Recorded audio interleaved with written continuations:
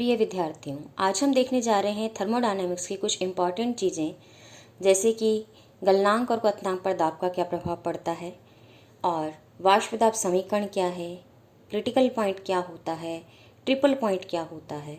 तो सबसे पहले हम देखेंगे कि गलनांक और क्वथनांक पर दाब का क्या प्रभाव पड़ता है, मेल्टिंग पॉइंट और बॉइलिंग पॉइंट पर प्रेशर का क्या इफेक्ट है। तो क्लॉसियस-क्रिप्टन इक्वेशन में हमने देखा था कि जो प्रावस्था वक्र था, जो प्रेशर वर्सेस टेम्परेचर के बीच खींचा जाता है, उसकी प्रवणता हमने देखी थी। तो डी पी डी टी का मान मुझे मिलता है L12 upon T delta we के बराबर, जहाँ L12 क्या है कि दो अवस्थाओं में जब परिवर्तन रूपांतरण होता है तो हमें एक गुप्त ऊष्मा की आवश्यकता होती है।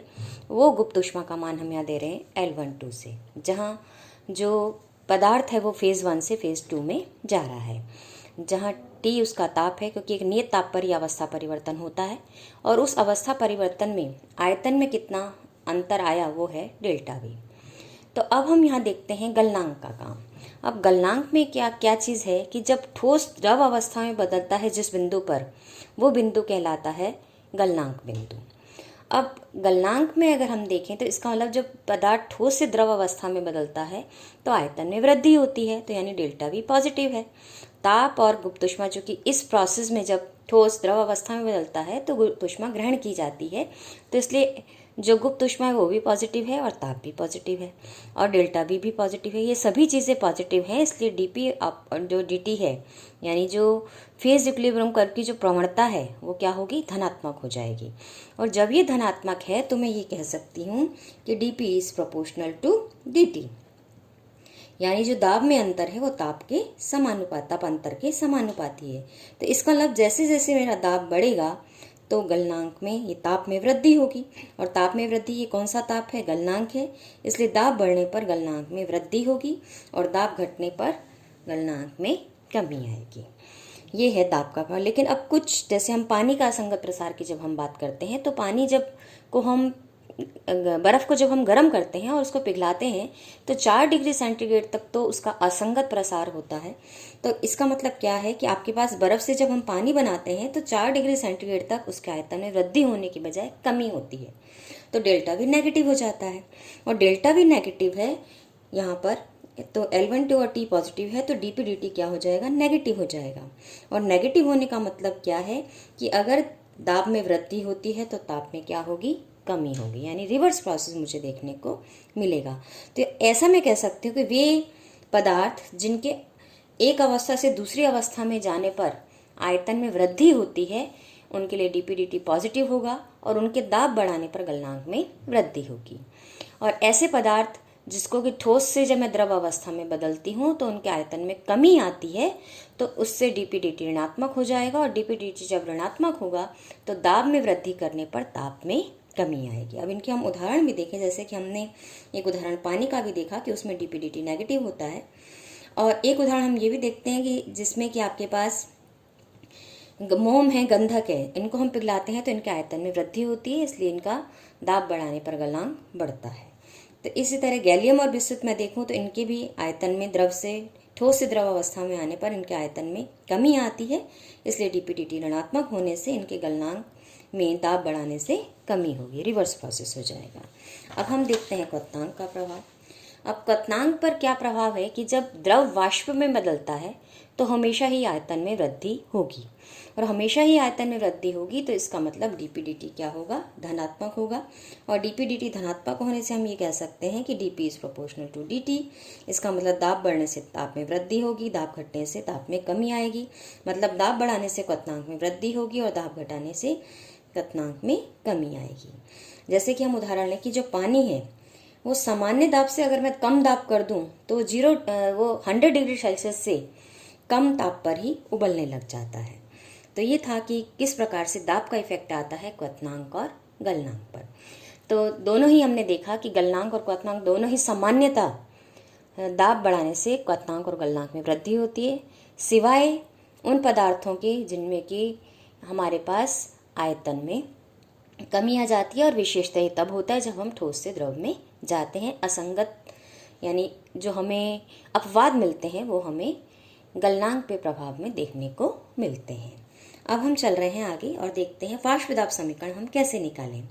तो पुनः हम ये वाष्प दाब सबसे पहले है क्या, हम इसको डिफाइन करेंगे। तो वाष्प का वह दाब जिस पर इसका ठोस अवस्था से संतुलन में होता है, वो दाब क्या कहलाता है, वाष्प दाब कहलाता है। या फिर मैं ये भी कह सकती हूँ वाष्प का वह दाब जब वह इसकी द्रव अवस्था के साथ संतुलन में हो सकता है। यानी कि वाष्प दाब वो दाब है जब ये इसकी स्वयं की द्रव या ठोस अवस्था के साथ साम्य अवस्था में हो। तो यानी दोनों ही अवस्थाओं को हम ले सकते हैं कि आपके पास जो वेपर का कर्व है वो सॉलिड के साथ, या वेपर का जो कर्व लिक्विड के साथ है, ये दोनों वक्र क्या हो जाएंगे इस स्थिति में, वाष्प दाब कर्व हो जाएंगे, वेपर प्रेशर कर्व हो जाएंगे। तो मान लिया मैंने वाष्प का आयतन कितना है, V2 है। ठोस या द्रव किसी जो भी हम ले रहे हैं इसके साथ संतुलन में, उसका आयतन हमने मान लिया V1 है। तो स्वाभाविक है ठोस हो या द्रव हो उसका आयतन वाष्प की तुलना में बहुत कम होगा।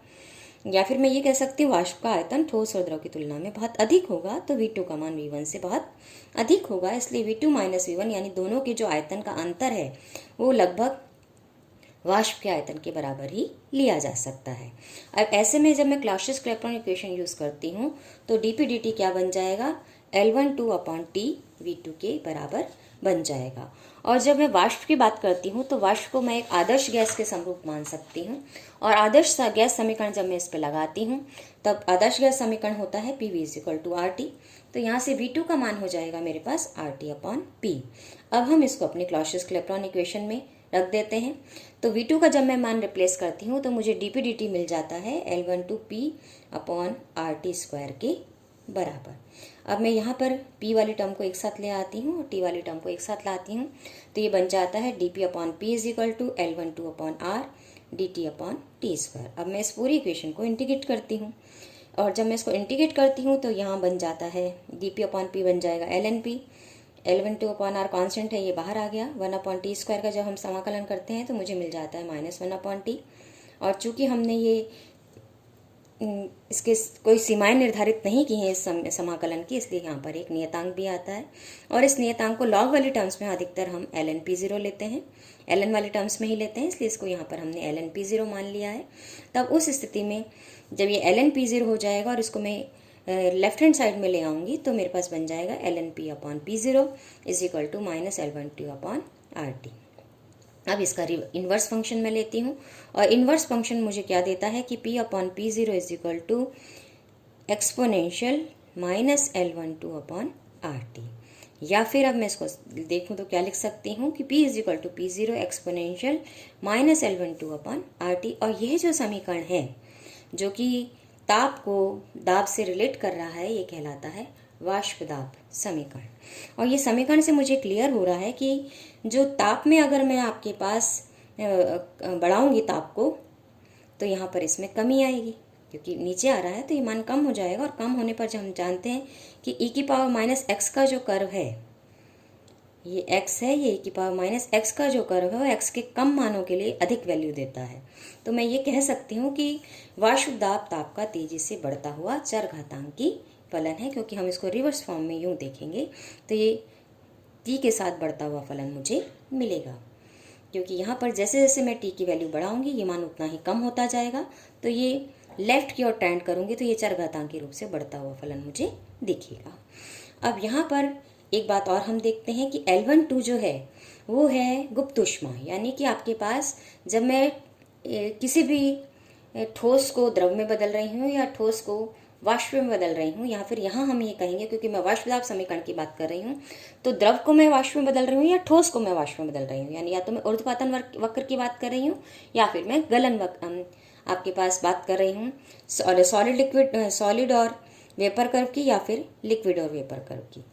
तो यहाँ पर आपके पास दोनों ही स्थितियों में ये L12 क्या है कि द्रव या ठोस की एक मोल को तोड़कर स्वतंत्र अणु बनाने के लिए आवश्यक ऊष्मा है, क्योंकि वाष्प में अणु अलग अलग हो जाते हैं जबकि ठोस और द्रव में अणु बंधे हुए होते हैं। तो आपके पास इसको स्वतंत्र अणु यानी वाष्प में बदलना है तो L12 क्या होगी कि स्वतंत्र अणु बनाने के लिए द्रव या ठोस से आवश्यक ऊष्मा है ये, जबकि RT क्या है कि अवियोजित अवस्था में एक मोल की ये तापीय ऊष्मा है। तो स्वाभाविक है कि L12 का मान क्या होगा, RT से बहुत अधिक होगा। ये हमें यहाँ समझकर चलना है। अब हम अगले डिफाइन कर रहे हैं कि मेरे पास ट्रिपल पॉइंट क्या है और क्रिटिकल पॉइंट क्या चीज़ है। तो सबसे पहले हम चल रहे हैं ट्रिपल पॉइंट। तो ट्रिपल पॉइंट यानी त्रिक बिंदु अपने आप में ही बता रहा है, त्रिक मतलब तीन, तीन का समन्वय। और वो तीन क्या है कि वह निश्चित ताप और दाब फेज इक्विलिब्रियम कर्व की हम बात कर रहे हैं, वह बिंदु फेज इक्विलिब्रियम कर्व का यानी पी और टी वह बिंदु जिस पर पदार्थ की तीनों अवस्थाएं साम्य अवस्था में होती हैं। और वो तीनों अवस्थाएं कौन सी? ठोस, द्रव और गैस। तीनों अवस्थाएं साम्य अवस्था में होती हैं, वो बिंदु कहलाता है त्रिक बिंदु। या फिर मैं प्रावस्था वक्र में देखूं तो जहां पर मेरे पास ठोस और गैस का वक्र यानी कि ठोस और गैस का वक्र ऊर्ध्वपातन वक्र, ठोस और द्रव का वक्र यानी कि आपके पास गलन वक्र मेल्टिंग कर्व, द्रव और गैस का वक्र यानी कि आपके पास लिक्विड एंड वेपर कर्व की हम बात कर रहे हैं, तो यानी वाष्पन वक्र की बात कर रहे हैं। ये तीनों वक्र जिस बिंदु पर मिलते हैं वो बिंदु क्या कहलाता है? ट्रिपल पॉइंट कहलाता है। अब यहाँ पर ये जो ट्रिपल पॉइंट मैंने दिखाया है इस वक्र में, ये उसके लिए दिखाया है जिसके लिए डीपी dt क्या है? ऋणात्मक है। और ये ट्रिपल पॉइंट मैंने यहाँ उसके लिए दिखाया है जहाँ पर कि डीपी dt का मान क्या है? ऋणात्मक है। तो ये कैसे पता लगा? क्योंकि लेकिन वाष्प पे तो हम देखते हैं कि द्रव और वाष्प का जो यानी कि ये जो आपके पास वाष्पन वक्र है ये दोनों में समान रहेगा, ठोस और गैस वाला भी समान रहेगा। सिर्फ अंतर किस में आता है? ठोस और द्रव वाले यानी गलन वक्र में अंतर आता है। क्योंकि अभी अभी हमने देखा कि गलनांक पर दाब का क्या प्रभाव है और क्वथनांक पर दाब का क्या प्रभाव है। तो गलनांक में हमने देखा था कि दाब का जो मान है वो ताप के साथ बढ़ता है अगर डीपी dt पॉजिटिव है। यहाँ पर आपका ये गलती हो गई, ये धनात्मक है।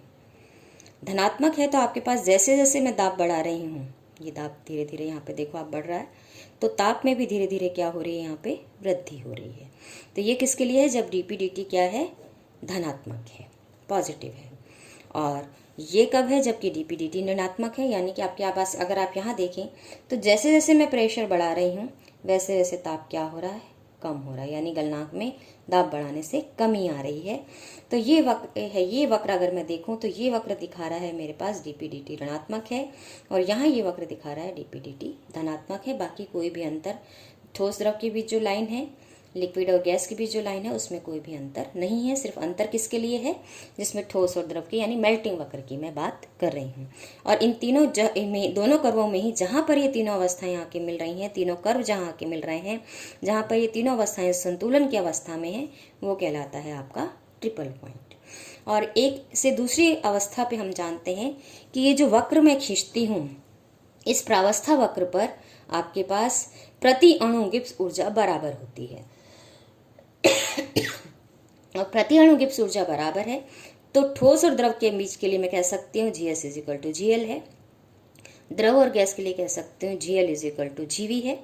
और आपके पास ठोस और गैस के लिए मैं कह सकती हूँ GS = GV है। तो त्रिक बिंदु पर ये चूंकि तीनों ही कर्व आके मिल गए तो मैं क्या कहूँगी? प्रति अणु जो गिब्स ऊर्जा सॉलिड के लिए है वही प्रति अणु गिब्स ऊर्जा लिक्विड के लिए होगी और वही प्रति अणु गिब्स ऊर्जा आपके पास वाष्प के लिए होगी, वेपर के लिए होगी, यानी GS = GL = GV। तो ट्रिपल पॉइंट पर ये तीनों प्रति अणु गिब्स ऊर्जाओं के मान बराबर हो जाएंगे। और पानी का त्रिक बिंदु मुझे कहाँ मिलता है? जहाँ टेम्परेचर आपके पास 273.16 केल्विन है और प्रेशर 4.58 मरकरी का जो लेवल है वो कितना होना चाहिए? 4.58 mm या फिर 0.006 atm। ये किसके लिए है ट्रिपल पॉइंट का मान? पानी के लिए। तो ये था ट्रिपल पॉइंट क्या चीज़ है। अब हम देखते हैं कि आपके पास क्रांतिक बिंदु हम किसे कहते हैं। क्रांतिक बिंदु वो, इसको हम अलग अलग तरह से डिफाइन कर सकते हैं कि क्रांतिक बिंदु वह बिंदु है जिस पर कि वाष्प और द्रव के मध्य पृथक करने वाली रेखा समाप्त हो जाती है। यानी वो बिंदु जिसके बाद मैं द्रव और वाष्प को अलग अलग नहीं कर पाऊंगी, वो कहलाता है आपके पास क्रिटिकल पॉइंट। और इस पॉइंट के बाद केवल एक ही अवस्था रहती है पदार्थ में और वो अवस्था कहलाती है तरल अवस्था। अब तरल प्रावस्था क्या है? ये बहुत ही सघनित एक गैस की अवस्था कहलाती है और ट्रिपल पॉइंट के बाद प्रावस्था रूपांतरण नहीं होता और केवल तरल अवस्था ही एग्जिस्ट करती है। अब इसके चूंकि आपके पास चूंकि अब एक ही अवस्था है, इसलिए द्रव और गैस के मध्य चूंकि आपके पास पृथक करने वाली रेखा समाप्त हो गई है, इसलिए द्रव और गैस के मध्य अब आयतन में परिवर्तन क्या हो जाएगा? शून्य हो जाएगा। और अगर मैं लिक्विड और जो वेपर के बीच में कर्व खींच रही हूँ तो लिक्विड और वेपर के बीच जो मैं वो कर्व खींच रही हूँ, यानी जो फेज इक्विलिब्रियम कर्व मैं खींच रही हूँ, उसका जो लास्ट बिंदु है, अंतिम बिंदु है, वो कहलाता है क्रिटिकल पॉइंट। और इसके बाद केवल एक ही फेज होगा, वो कहलाएगा फ्लूइड फेज। या फिर हम ये कह सकते हैं कि इस बिंदु आ जाने के बाद मैं वाष्प को पुनः द्रव में नहीं बदल सकती हूँ, चाहे मैं इसका दाब कितना ही क्यों ना बढ़ा लूँ। क्यों? क्योंकि अब मेरे पास जो पदार्थ है वो तरल प्रावस्था में आ चुका है। और यहाँ पर ये मैं कह सकती हूँ कि जो लिक्विड स्टेट है जनरली वो किस किस के बीच एग्जिस्ट करेगा, ट्रिपल पॉइंट और क्रिटिकल पॉइंट के बीच एग्जिस्ट क्या करेगी, लिक्विड फेज एग्जिस्ट करेगी। जनरली हम ये बात कहते हैं कि जो सामान्यतः जो लिक्विड अवस्था है, द्रव अवस्था है, वो किस किस के बीच एग्जिस्ट करती है, किसी भी पदार्थ के लिए ट्रिपल पॉइंट और क्रिटिकल पॉइंट के बीच एग्जिस्ट करती है। अब ये जो ट्रिपल पॉइंट वक्र है, ट्रिपल क्रिटिकल पॉइंट को मैंने दिखाया है, वो इस वक्रों में दिखा रखा है।